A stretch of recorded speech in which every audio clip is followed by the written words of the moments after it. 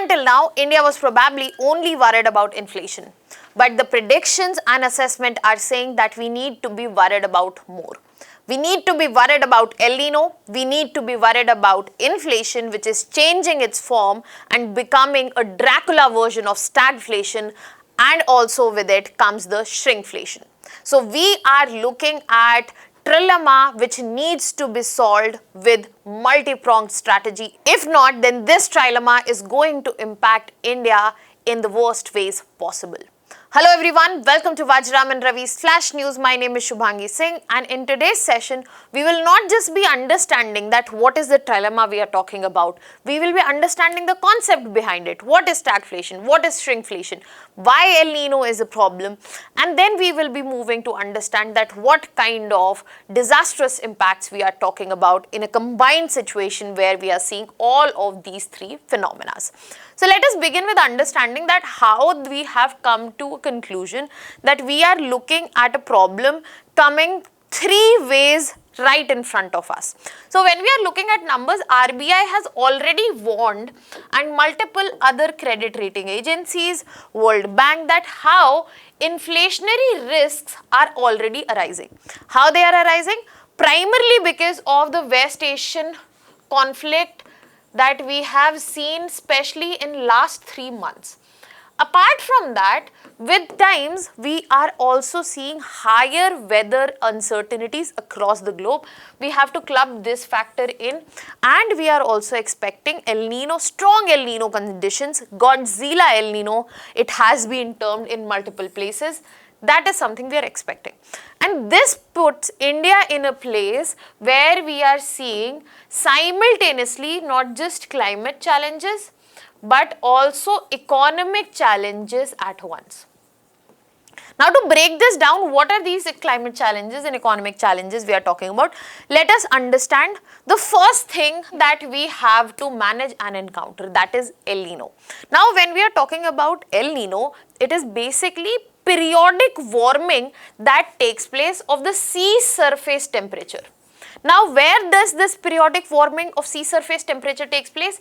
It takes place in the central and eastern parts of the Pacific Ocean. Now, when we are talking about Pacific Ocean, you have to understand this is the side where we have Australia, Indonesia. This is the South American side. And when we are looking at this diagram of Pacific Ocean, the first diagram shows the normal condition where the warm water pool exists towards the Australia side, which is the western Pacific Ocean. In normal condition, the warm water pool is this side. Because of the facilitation of trade winds, this is where winds gain moisture and higher rainfall because of rising moist air takes place here. But when the sea surface temperature, instead of on the western side, is heated up on the central or on the eastern side, what it leads to? It leads to the disruption of this cycle that was made.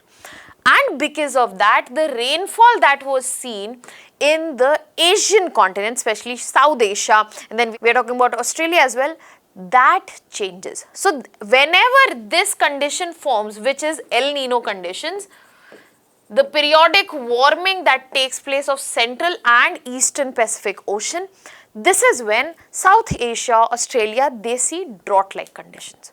And as we are well aware, India is positioned right here. This is where India is also prone to this problem.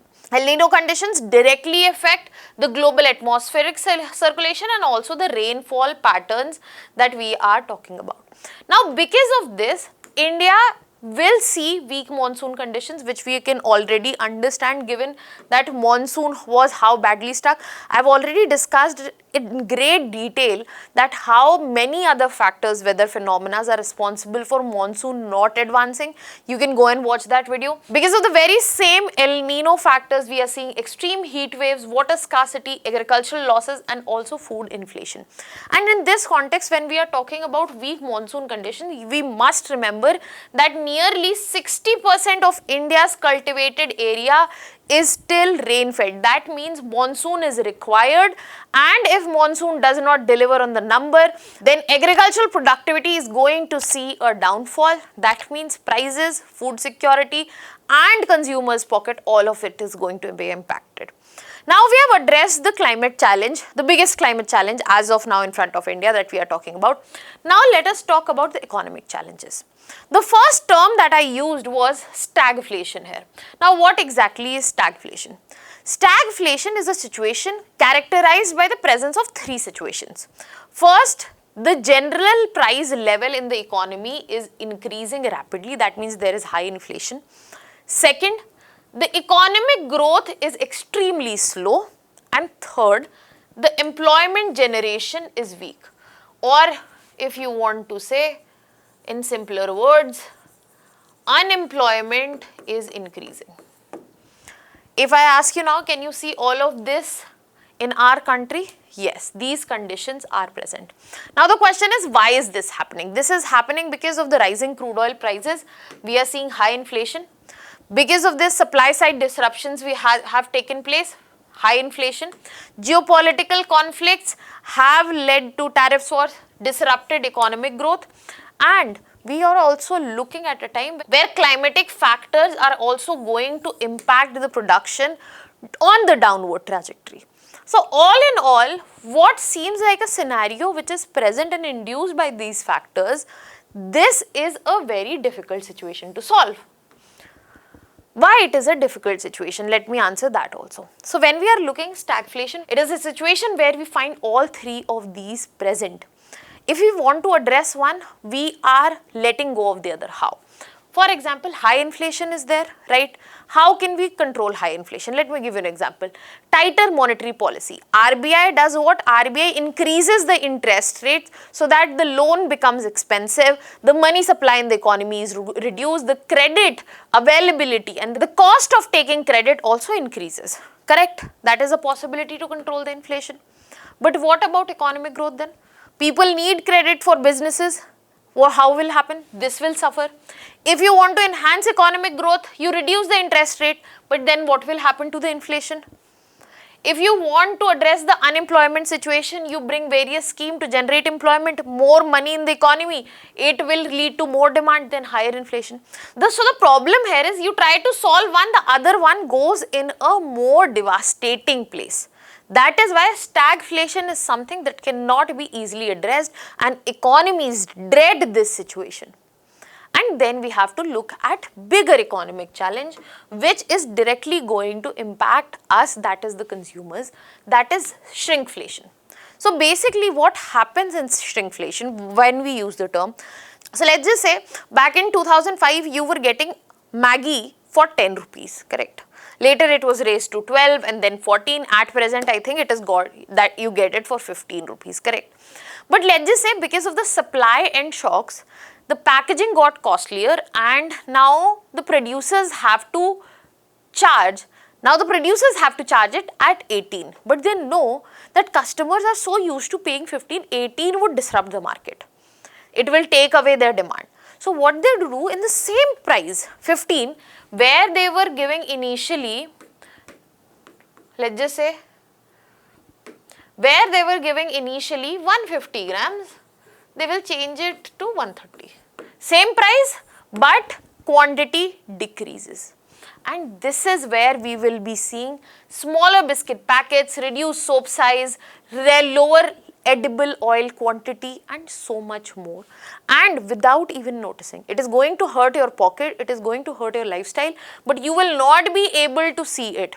And why firms adopt it? Because input cost is increasing, fuel costs are increasing, packaging costs are increasing. And why all of this is increasing? The imported inflation, the increase in the crude oil prices and the stagflation situation that is lying in front of us. Imported inflation because of crude oil prices that is lying in front of us. So individually itself, these phenomena, El Nino, stagflation and shrinkflation, are as itself bad news. But what we are looking at as of now is all of them coming together towards India combined. And this is what we need to understand, that what are the impacts that we should understand and be prepared for. Because when we are looking at first El Nino, we already do understand that it is going to have a direct impact on the weather and climate. Monsoon is going to be weak, higher temperature, heat waves, drought condition, water stress, yes. But that is the most visual or identifiable impact that we are talking about. This impact will lead to lower soil moisture, reduced crop productivity, crop yield, especially the kharif crops. Irrigation demand would be higher possibility of pesticides and diseases attacks, and then this lower food production. If the food production is low, then we will see rise in the price of cereal, pulses, vegetables. That means higher food inflation incoming, and this will directly impact the vulnerable section. Economically weaker section, rural income would be impacted, the agricultural GDP growth would be impacted, and so much more. And directly the impact of this we will be seeing on society. The migration patterns would be restructured, distress in rural communities would be present, and as I said, the vulnerable groups would again be feeling the brunt of how the economy or the weather phenomena here is working out. Similarly, when we are talking about the other phenomena, let us talk about stagflation here. What we are seeing? Persistent increased price, economic growth is down, employment not working out. That means there will be excessive burden on the public finance, higher subsidy burden, increased fiscal deficit, and limited policy space for the government. Policy challenges would be immense because of this, because tighter monetary policy will hurt growth and flexible monetary policy will hurt inflation, and it would be difficult to decide the trade-off for policymakers. And amidst this, when we bring shrinkflation as well into the situation, it is not just going to impact the consumers, it is going to impact the market, the packaging, the marketing, the transparency that is going to be taken away.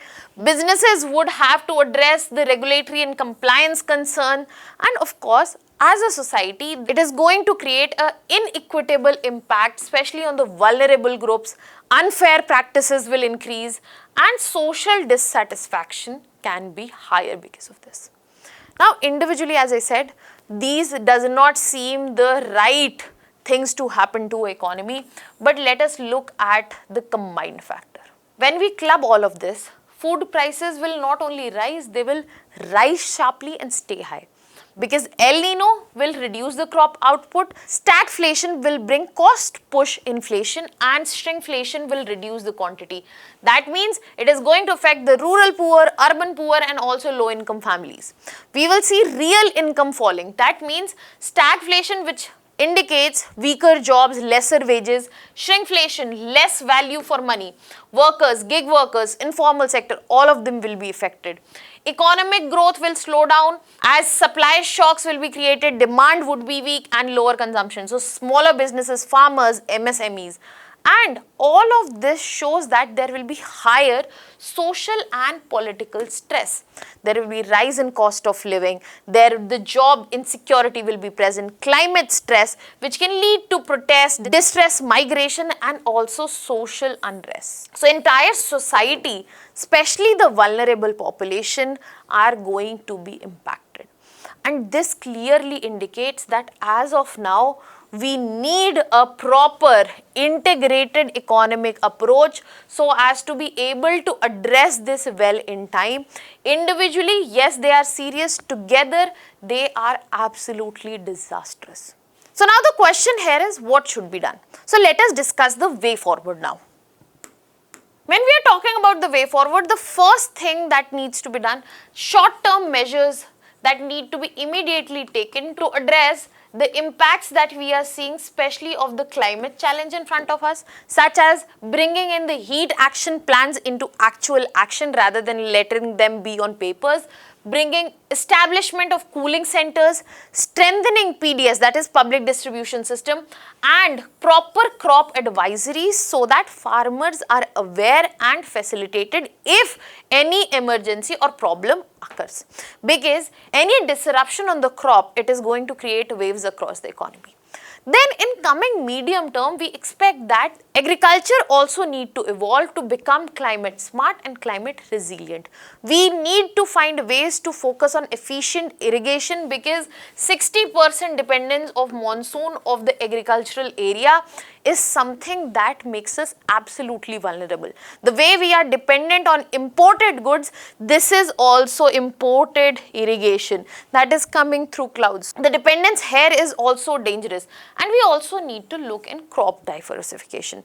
Crops which can ensure that we are able to save water, crops that can ensure better nutrition, crops that can ensure better incomes to the farmer. All of this needs to double down, and in long term we need to focus on renewable energy transition so that we are not dependent in terms of crude oil, so that we do not have imported inflation situation. Urban heat mitigation and plans on that. Greener jobs that will not only create jobs, it will facilitate the transition that we are talking about, and climate resilient infrastructure, because if the temperatures are rising, our infrastructures are not made the way to accommodate this. This is where traditional practices can also come into the picture. Now, this is where India's policy response is being looked forward to, because we are visibly in between not just 1, 2, but 3 big problems headed directly our way. Now, I'll be leaving you here with a prelims practice question, but that's not all. I have a important revision box in the end as well. So, let me know the answer to this question. You can see this question, let me know the answer. I have made a special revision box here so that, because we were addressing inflation, so you can note all of this down very quickly, or you can take a screenshot of this. This will be helpful. Now, that was all from my side. Thank you so much.